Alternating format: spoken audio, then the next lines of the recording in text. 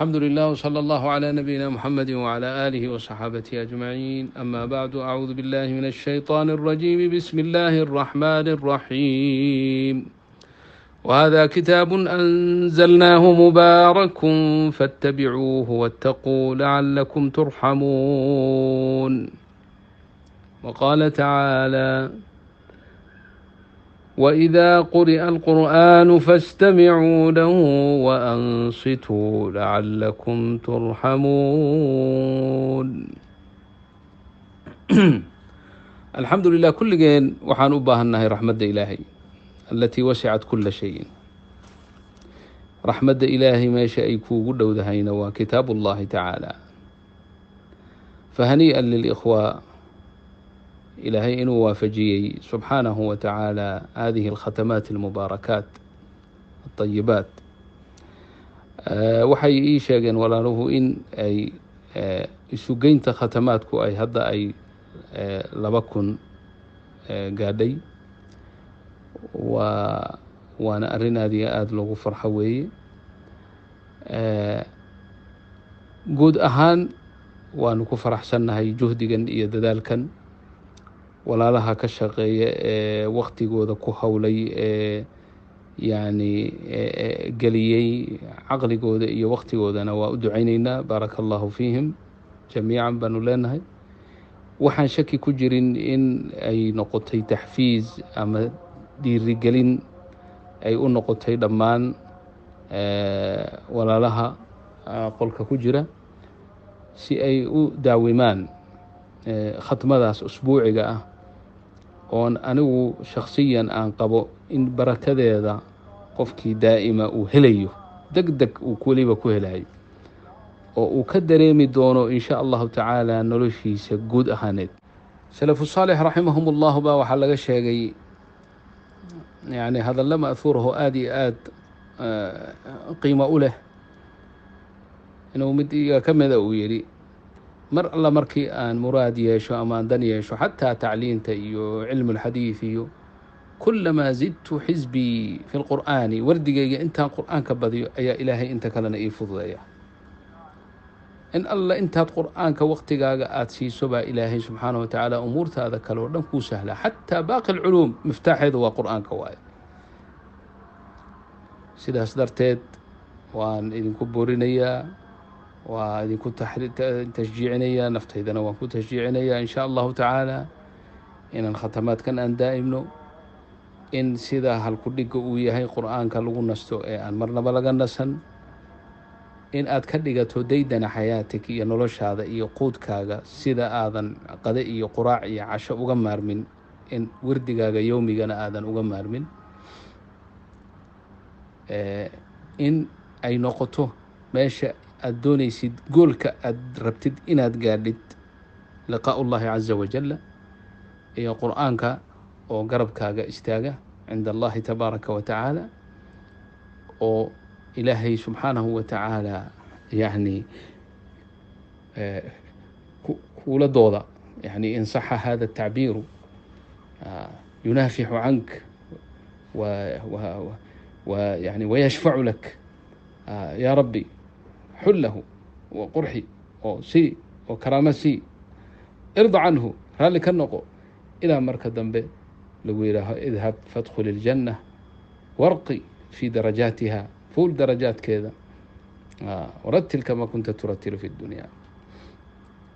marka walaalaha saasaan ku waaninaya in sha allahu tacaala. khatmadan usbuuciga ah intaa ilaahay uu waafajiyeyna in aanu ka dhigano quutan lilquluubi. laa shaka mar kaste inaad akhrin karto, oo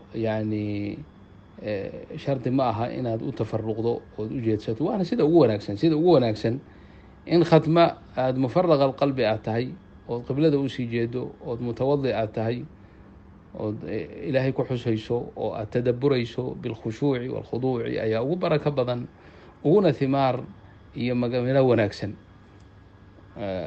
laakiin haddaad mashquul tahay oo ayna kuu suurtoobaynin maalintii inaad saa u wada aqrido, fi sayaaraad ku akrin kartaa, meeshaad u socotid baad akriyi kartaa, khaasatan dadka ilaahay waafajiyey ee qur-aanka uu xifdigiisa uu siiyey.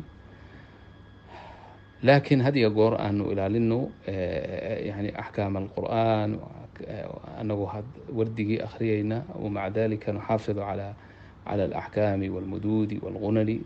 taa ayaa aad iyo aad u khayr badan, una wanaagsan, una qabuul dhow in sha allahu tacaala. waxaan leeyahay hanii'an lilikhwati jamiican mablaqa iyo meesha ay gaadheen sugeynta 2000 ee khatmada ah. waxaan ugu bishaaraynayaa in sha allahu tacaala inay ku liibaani doonaan fi dunya walaakhira. waana isu soo ducaynaynaa. aniguna khatmadaydii waa dhameeyey, waana idiin soo duceeyey si gaara.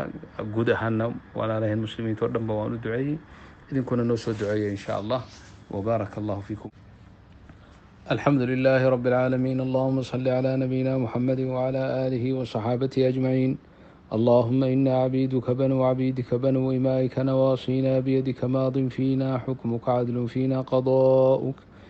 نسألك اللهم بكل اسم هو لك سميت به نفسك أو أنزلته في كتابك أو علمته أحدا من خلقك أو استأثرت به في علم الغيب عندك أن تجعل القرآن ربيع قلوبنا وشفاء صدورنا وجلاء همومنا وذهاب أحزاننا وغمومنا.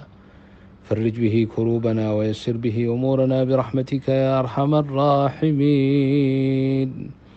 اللهم اشفنا به من كل داء وعافنا به من كل بلاء وألبسنا به لباس العافية وارزقنا التقوى والصلاح وحسن الختام يا رب العالمين ويا أرحم الراحمين. اللهم فرج به كروبنا ويسر به أمورنا واختم بالصالحات به أعمالنا يا رب العالمين ويا أرحم الراحمين. اللهم اشف كل مريض من المسلمين ومريضه. اللهم اشف كل مريض من المسلمين ومريضه. اللهم اشف كل مريض من المسلمين ومريضه وعاف المبتلين واكشف الضر عن المكروبين وارحم أموات المسلمين. اللهم اغفر لنا ولوالدينا وللمسلمين أجمعين برحمتك يا أرحم الراحمين. اللهم إنا نسألك الهدى والتقى والعفاف والغنى.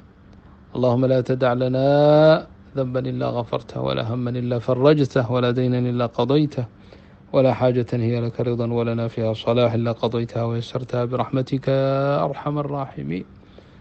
اللهم ارفع مقتك وغضبك عنا وعن المسلمين عن بلادنا بالذات يا رب العالمين. اللهم ارفع عن بلادنا يا رب العالمين المقت والغضب.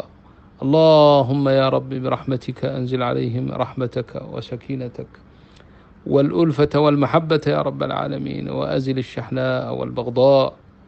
اللهم يا رب العالمين أنزل غيثك ورحمتك وبركاتك عليهم أجمعين وارفع عنهم كل بلاء. اللهم احفظهم من كل وباء برحمتك يا أرحم الراحمين وجميع المسلمين في مشارق الأرض ومغاربها يا رب العالمين. وصلى الله على النبي سيدنا محمد وعلى آله وصحابته أجمعين والحمد لله رب العالمين.